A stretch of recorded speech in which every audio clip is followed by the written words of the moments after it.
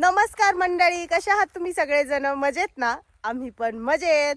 मंडळी, बरेच जण मला विचारत असतात की नेपियरला तणनाशक कुठलं मारायचं. तर मी पाठीमागे एका व्हिडिओमध्ये सांगितलं होतं की कॅलरीज एक्स्ट्रा हे तणनाशक तुम्ही नेपियरला मारू शकता. त्याचं प्रमाण पण सांगितलं होतं की 20 लिटरच्या पंपाला तुम्ही साधारणतः एक 70 मिली औषध जे आहे ते वापरायला पाहिजे. तर त्याचा इफेक्ट जो आहे तो मी तुम्हाला आज दाखवणार आहे आजच्या व्हिडिओमध्ये.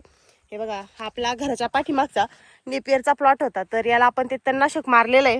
हे पहा, तर नेपियरला कॅलरीज एक्स्ट्रा हे तणनाशक मारल्यानंतर मंडळी आपल्या नेपियरला पण थोडासा झटका बसतो.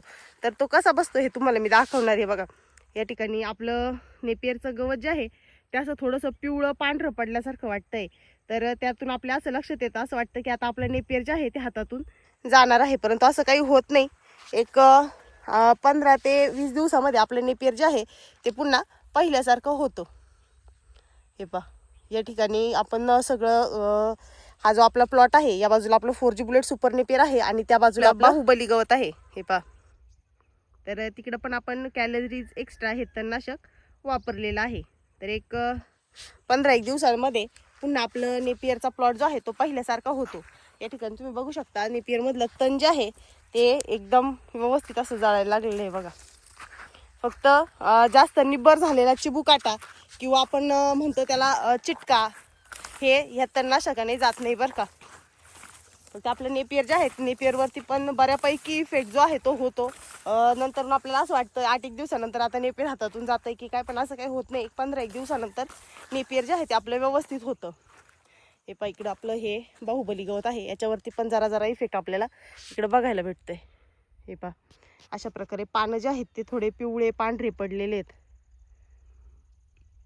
पण काळजीचं काही काम नाही. फक्त आपल्याला काळजी काय घ्यायची आहे की नेपियर लागवड केल्यापासून साधारणतः 1.25 ते 1.5 महिन्याच्या नंतरच आपल्याला तणनाशक जे आहे ते मारायचं आहे.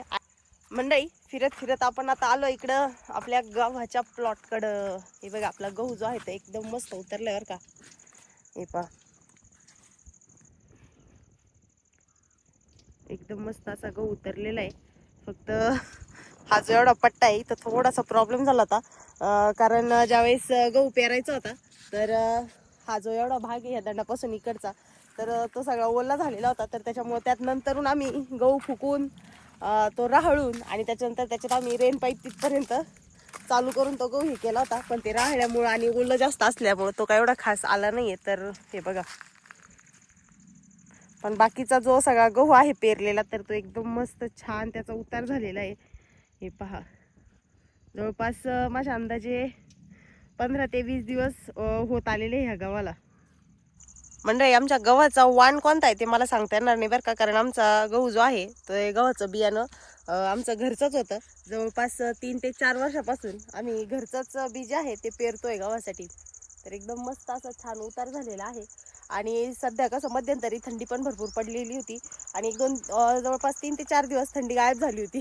तर आता पुन्हा एकदा थंडी जी आहे ती पडायला लागलेली.